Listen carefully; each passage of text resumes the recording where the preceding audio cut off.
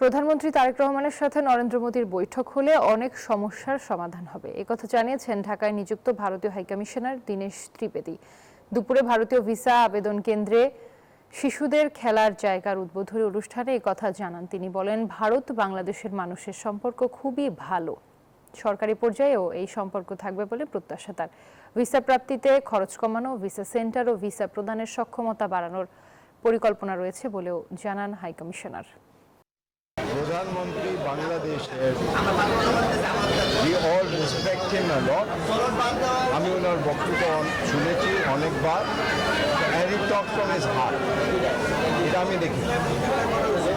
He is the people's person, and our Prime Minister is also people's person. আমার মনে হচ্ছে when two leaders meet, lot of problems are solved.